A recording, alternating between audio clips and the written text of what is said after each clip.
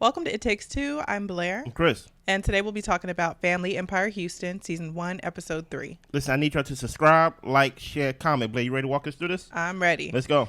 So Misha and Aunt Nikki meet up with the developers, the Sheldons, at the lot to discuss the build-to-rent idea that Misha has. So they discuss building 25 to 30 homes, priced at around $300 to $350K. Okay. And the investment will be millions of dollars, though. Yeah. It's going to take some money to make some money. So Misha says that Granny cares more about the G1s. She has sold off her land or her legacy plenty of times to pay off the G1's bills. And Aunt Nikki said that is not the case. They sold one thing, gave it to the G1s, and I think you were blessed to receive something as well. And Misha was like, well, yeah, my mom does share with me. Well, then okay.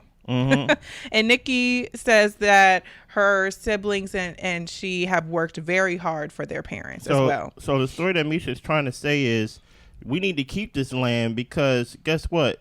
Mama and Papa have sold land a whole bunch of times to pay off the G1 bills. And G1s and Nikki's like, wait a minute now. Yeah. Don't make it seem like we're just irresponsible and you did not eat off of some of that plate too. Hello. You get what I'm saying? So listen here. I listen here. The whole point of being able to sell a house is to tell a story.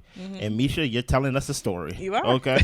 So the developers are going to come up with some numbers to give to Misha so she can take it back to Granny to give a proper plan to Granny to make her decision. Okay, nice. So Nicole then meets up with her mom. So Nicole has her daughter, but it was actually difficult in conceiving. She and Larry, her husband, were actually about to start IVF when she conceived her daughter. Nice. Now, for the next child, she is thinking about adopting because of the experience and the length of time that it took for their first child. True. Mom is pretty much just concerned because Nicole is so busy, and the concern is if she's really going to have time for another child. Yeah. Nicole says that you prioritize what's important to you, and she also wants to have a sibling for her daughter. She doesn't want her daughter to grow up in this world alone. Yeah. Mom asked how the conversation went with Keisha. Nicole says we can grow closer together, like it's only the beginning. Her mom wants to go into more detail about what happened, and she's like, there's more information you need to know. It's like it started before y'all were even born. And Nicole really doesn't want to know the info. She doesn't want to know the timeline. But Keisha and Nicole, as we know, are the same age. But she's really not looking to dig into those details. Dude, like, you think Nicole should dig into those details? I don't. Why? Because that to me should have no bearing on her relationship with her sister. What the parents did, what happened before they were born, that is no fault of Keisha or Nicole. Those are the adults that were involved. Yeah, I would want to know because I'm nosy.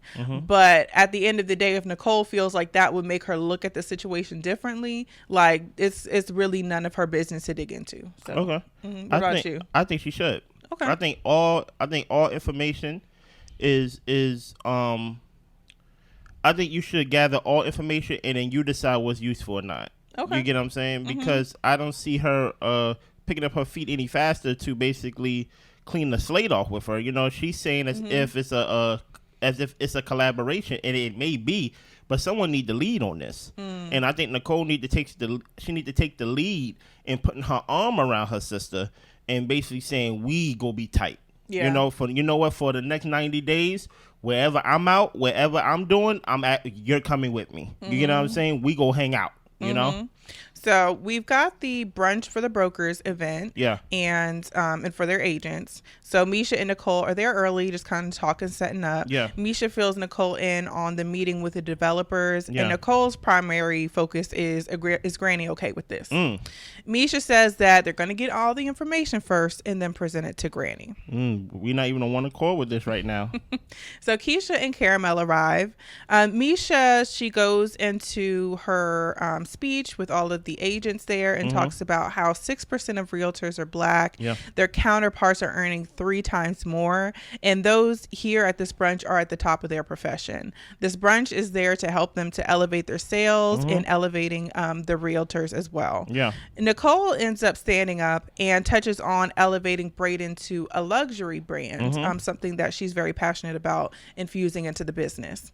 Aunt Nikki during the confessional says that Misha deserves the limelight limelight, but she needs to take it. If Nicole can stand up and talk and command the room, then Misha needs to come a little bit harder. What are your thoughts on that? Because I see a lot in that alone right there. Well, my thing is, I don't think that's fair to say, because this is Misha and Nicole's business. They both started this business. So I think that if they're hosting a brunch for Braden, then it is a joint situation. I don't think this is Misha's thing or Nicole's thing, unless it was explicitly stated, which I don't think it was. So for me, I'm just like, if the owners of the business have something to say at the brunch, both of them should be able to speak on what they hope and the vision for their company is. So that's kind of how I took it. Well, that's not how it looked. It looked like Misha was leading the brunch, and then Nicole stood up. And because you realize that it wasn't a thing to where Misha says something while she's standing up, and then Nicole gets up and stands up and say something. It was Nicole was standing up at her seat while Misha was standing up as well. Okay. So it didn't look that way. There is something to, here's the thing about it, right? If you're not going to take that brass ring is not something that you deserve. You get what I'm saying? That's something you have to take, and that's why I said in episode 1, the first thing I do when I enter the room is I look to see who's the leader, right? And when I don't see a leader in here, guess who's the leader? Me. I'm the leader. Okay, so somebody got to lead. So I think Misha has all the intangibles to be a leader, right? But it's just like what Nikki said, you got to take it though.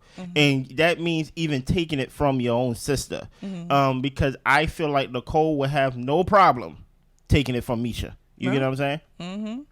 So with Chris, he wasn't, well, at the table they're talking about where's Chris, he's supposed to be here taking pictures, whatever. He's not there because he had another gig planned, is what they were told. Yeah. But they still have to hash out his contract, so that's something that's kind of floating over everybody's head of, we need to address this so Chris can start showing up to work. Yes. Nicole says that she and Keisha are growing in their relationship. She's happy that Karamell is here at the event as well, because she feels like she hasn't really gotten a chance to know her. Misha says that she did have a little shady comment, to the family, saying that Karamell was Keisha's accessory because they compliment each other, but Keisha don't really talk. Okay. Misha confirms though, but she's like, I know that I have not done my part in trying to get to know you though. Okay. Thank you. Accountability, Misha. And Aunt Nikki, she says, honestly, I forget you're even here. You're usually in the back. You don't talk about nobody. You don't say nothing. I forget about you. Okay, Aunt Nikki. Okay, relax. Keisha says, well, the thing is, the way that y'all met her was in an unfortunate time. It was when her mom passed away. Nicole says, but there was some arguing there, and the family did take it the wrong way when we saw that you weren't being there and being as supportive to Keisha in her time of need. Yeah. So apparently the ex-girlfriend was calling Keisha's phone, and Keisha had to explain why the ex was calling her. But the family, they felt like that wasn't the time or the place for that. True. Karamell didn't know that there was a situation where the family felt a certain way towards her. Yeah. She does acknowledge that there was a lot going on at that time, but she appreciates Nicole for putting it out there. So that way it's something that she can address. Yeah. But Keisha felt like it was more of an ambush, and she felt she and Karamell weren't prepared for that. I felt like it was an ambush. I felt like time and place, the same way as it was a time and place when there's a casket in front of us. I feel like this ain't the time and place for you to bring it up with me like this. Okay. You get what I'm saying? Also, you need to understand that what is the girlfriend named Karamell? Karamell. Karamell is in a situation to where, hell, Keisha's not even close with her sister. True. You get what I'm saying? They're not beefing, but there's going to be a lot of information that's going to be dropped. There's going to be a lot of misinterpretations. There's going to be a lot of misinformations because there's not enough proximity when it comes to closeness when it comes to them. So with Nicole, she's like, there was a family situation. Keisha's mother passed away and things of that nature, and the way you basically was operating about that, we ain't really like that. Karamell's like, I ain't know nothing about that. Yeah. You get what I'm saying? Now I wonder if Keisha knew something about that. Hell, I wonder if she contributed to that. You get what I'm saying? Which we gonna later find out that oh yeah, hold on, how come you ain't tell your family the story? Yeah. You get what I'm saying? So I think this is what happens when you play telephone and there's no closeness, this is what you get. You get like everybody's POV, but not the POV. You get what I'm saying? Yeah. My thing about it, maybe y'all gonna call me a Nicole apologist, but they were on the topic of them not feeling like they knew Karamell. So I didn't think it was a wild thing for Nicole to throw out there. Well, it's not so much that we don't feel like we know you. There was a situation that kind of made it difficult for us to want to get to know you. And I felt like she kind of helped put a little bit of context into what people were talking around. Mm-hmm. So I felt like it was good that she brought it up so they could actually address the elephant in the room that apparently Karamell didn't know if there was an elephant, and Keisha's not even acknowledging an elephant if she even knows about it. And that's what I'm saying. Yep. So my thing is like, I actually like the fact that Nicole brought it up. So since there's a situation, let's try to dead the situation. Now, did anybody ask follow-up questions or try to clarify, or did Karamell try to explain herself? No, but I think that a lot of folks were kind of allowing Keisha to lead the conversation, or at least try to. Yeah. But Keisha, as we see, kind of lacks in that department when it comes to the communication and kind of clearing the air and leading the way in that type of way. Because I honestly feel like in those type of situations, people don't know where boundaries are. So I could see where people might not want to overstep in saying, well, Karamell, where were you coming from, or whatever the case may be. Did I feel like they could have done it? I mean, these ladies are outspoken anyway, absolutely. But I feel like as Keisha, you're the person who's related to the family and also have the girlfriend. That was your moment to kind of step up and try to clear the air and dead the situation right then, right there. No, so I don't agree with that at all. Okay. And you may be a Nicole apologist because time and place, right? Okay. You don't say we had a problem with you. Right. Basically, I'm paraphrasing, because of how you operated throughout the whole situation when Keisha's mother passed away. That should not be the first time I'm hearing about it when I'm, for one, brought around this setting, and possibly the first time Keisha hearing about it and things of that nature. And the fact that, like, that's a conversation that Nicole and the family should have had with Keisha first. You get what I'm saying? But the thing is, they were talking around it. It doesn't matter. So she should have just said, like, yeah, I don't know why we don't know you. No. Like, no, it's not. See, it's not a situation, in my opinion, to where here's my thing about Nicole, right? Nicole is never wrong. The truth is the truth, right?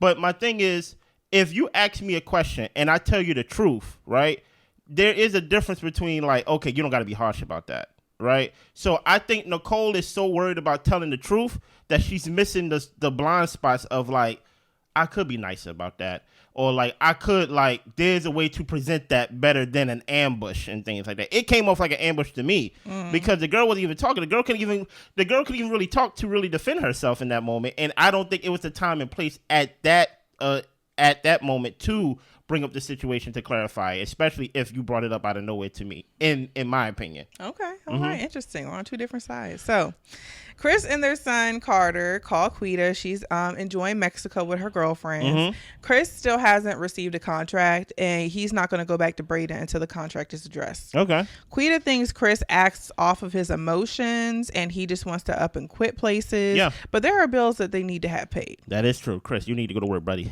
So Justin has a show tonight. He is both a musician and a realtor. We find out that they actually have 3 kids together. Yeah. Misha is working really hard now, but would like to not have to do this in her 60s and 70s. So I think also another thing about this land is this is another way of an income for her to live her best life when she reaches her golden years, which I can't be mad at that. I can. So it's not yours. It's not yours. So Karamell and Keisha go looking at houses. The house they look at is very nice, but they kind of decide, like, maybe we need something a little more of a starter home. Yeah. But this is a nice house. So they sit out back for a chat. Karamell is scared to purchase a home together before marriage. Yeah. She asks Keisha how she feels about it and, you know, what Keisha's family is thinking. And Keisha says, you know, my family, they should be fine. I mean, she's like, I'm already outside the box. You know, I'm already dating the ladies. So I mean, what else are they going to really say? So Keisha does have a child. She had a child at 18. Yeah. So that is part of them also wanting to blend their families together as well. Okay.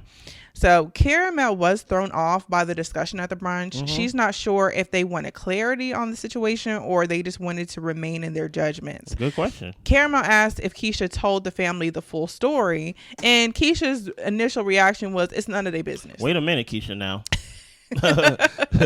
If it's none of their business, then why are they talking to me as if they got the story? You get what I'm saying? Okay, true. So apparently Keisha crossed the lines with her ex while dating Karamell. Yeah. So when the phone calls were coming from the ex, it was a situation to where Karamell felt like, we already addressed this. Why is this happening again right now? Keisha apologizes and says that she's going to talk to her family to clear things up at Justin's show. But she's going to send a text message first just to let them know that the ambush wasn't cool. No, it wasn't cool. It wasn't cool. Yeah. So Granny comes over to Nicole's house to teach her how to make some cabbage. Go put Granny to work. And also her daughter's there. And I thought that was just a really sweet scene of just seeing like the generations of the grandchild or her great grand. Like that's the type of stuff that's really special. So Nicole tells Granny that she is thinking about adopting. And we actually learned that Granny Oscarene was adopted. Yeah. She was given away at 5 months old. Her birth mom didn't want to have any type of connection with her. True. But she had a beautiful life because of her adoptive parents. Nice. Nicole tells Granny that, when it comes to the land, she wants to make sure people aren't overstepping their boundaries. Stop right there. Who are people? Misha. Continue.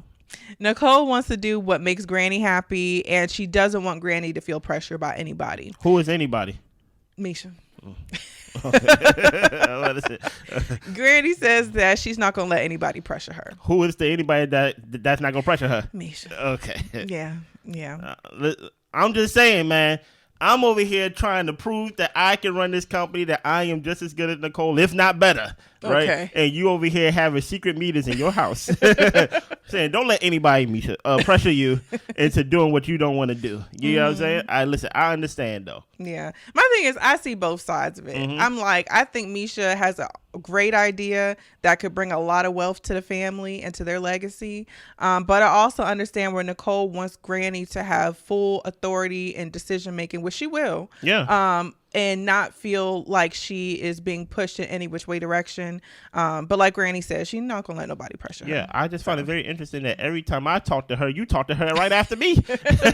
and you want to do my conversation in one sentence. You know what I mean? Oh, my goodness. So we are at Justin's performance. Yeah. Keisha sent the message to the group chat, and it was a long message, and it was kind of a little bit of energy behind it too, as far as like, y'all need to back up off my lady. She's a good one. Yeah, she is. So Nicole fills Quita in on the situation behind the message of what happened at the brunch. Misha wants everyone just to keep their composure through the show. Don't be doing all that arguing and hollering. And also, let's not go in the conversation with alienating Keisha at the end of it. Like, let's have some grace and some love surrounded in this conversation. I like that. And that's where we end. Listen here, I need you to subscribe, like, share, comment. What did you think about this episode right here? Yeah, I thought it was pretty good. I always like seeing the family dynamic. And like I say, I love Misha's passion about her idea for this build. And I appreciate that she's doing the work to get everything on paper to bring it to Granny so it doesn't just seem like a farce, you know? But I also like the fact that Nicole is in Granny's corner. You might say undercutting, but I say supporting Granny and saying that, you are Oscarene, the Oscarene. All right. And your decisions are your decisions. And it is whatever you think is best is what is best. So, is how I feel about that. And then when it comes to the Keisha situation,